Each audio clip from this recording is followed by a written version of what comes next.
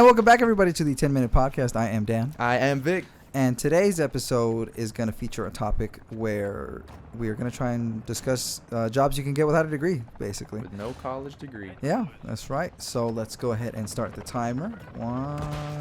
Boop. 10 minutes. All right, so I wanted this topic because I always wondered what kind of job you could get outside of construction or retail without a degree, realistically. And there's plenty. There's a lot. You think so? I mean, there's a lot. I mean, you're limited in terms of like how successful you can be to some extent. No, right. But, like, there's a plateau at some point, right? At some point, but like it just depends. Like you see some of the most successful people like ever, and they don't have degrees. That's true. You know, I think a lot of the times it has to either be, if you're gonna be like really successful without some kind of degree, it has to be some kind of creative platform. Like if you're a fucking Kanye, and you know you drop out of college, but you're just this genius with music, and you know you can make it that way. And now he's not a billion anymore.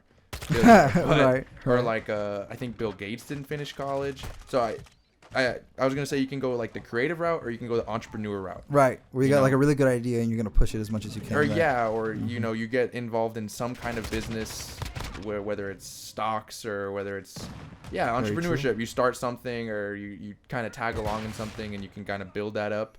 What if you aren't creative or have an idea as good as like that? You know, you're screwed. You think so? No, I think there's some jobs. I think maybe I don't know how it is for people in areas that actually are near water, but like a fisherman sounds pretty cool.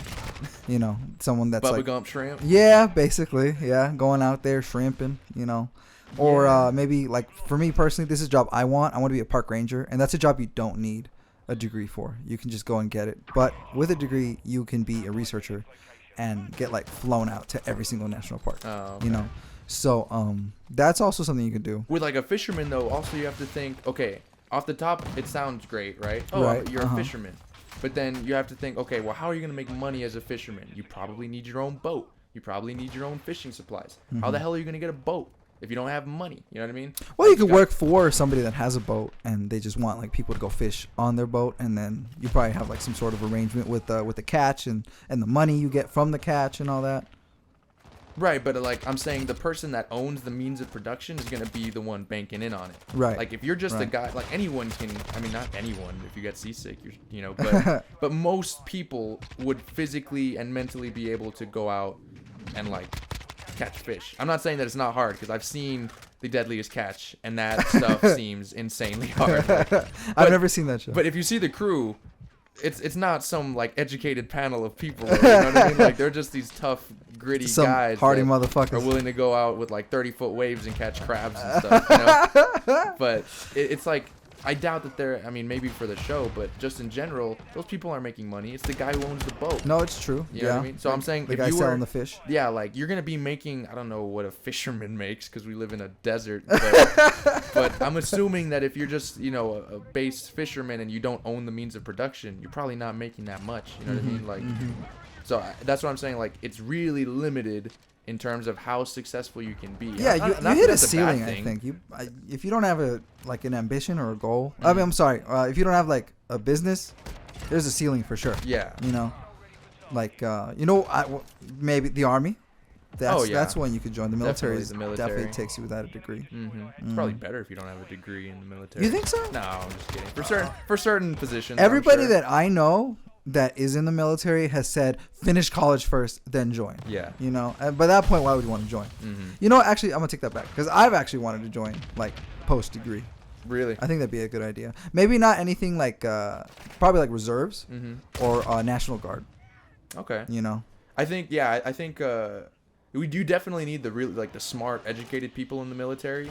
Those are the people that are like protecting us against all out, you know, foreign invasion and stuff. Right. But I think you do need that good percentage of people that are uneducated, and they just have, like, if you're this educated person with a degree and stuff, taking orders just blindly is probably not something you're going to be very good at. Right. You know what I mean? Right. So I think those kids that are straight out of high school, not educated, it sounds bad, but like you need those people that are just willing to just take orders. Yeah, you need doers. Yeah, not questioners, not, you know what I mean? Yeah. You just need people that are just, they're going to do what they're told type of thing. So I guess I could see both ways in that. But you don't need a degree, and I'm sure you can be plenty successful in the military. Definitely.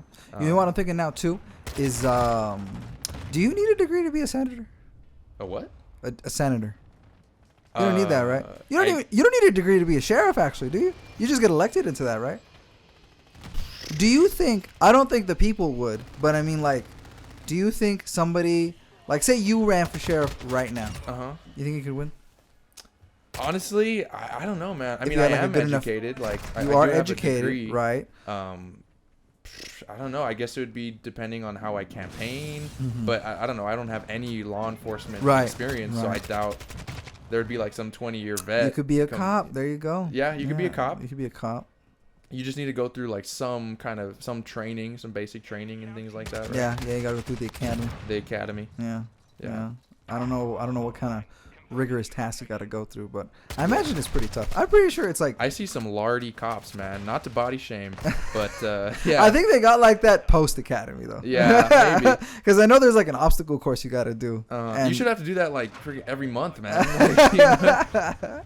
Because that's a hard job. It is, dude. Yeah, oh man. my god. Not only do you have to deal with like people trying to actually kill you, but like people that just hate you. You know, and not because anything happened to them, but because they read it on Twitter. Yeah, you know, you they just get a lot of hate, rage bro. against them. Oh yeah, definitely. And don't get me wrong, some of it against some of them is warranted. Right. They need to be put in check in times. You know what I mean? But there's good people out there for that sure. I feel like the to... vast majority of them are pretty good for the most part. I do think that there's a sense of being a cop that comes with you get a fair share of people that they want a certain sense of power, and so that's kind of the reason that they get into that job, because they're put into a societal position of power, right? And they can inflict that power on people with friggin' violence if they choose to, and try and justify it. You know what I mean? And so they don't have a degree. Yeah, they ain't got no other way of knowing what's better. You know? Yeah, man. Yeah, this quickly turned into a anti-defund the police type of. I don't know if it turned anti. Yeah, I think it's like, hey, leave them alone. Yeah, like, not leave them alone, but like most of them are pretty good. Most of them are really nice, man. I know so. Yeah. Let's see, what else could you do? You could open a laundromat. You know what though? What do you up? think about this now? Like, it's all I always talk about it.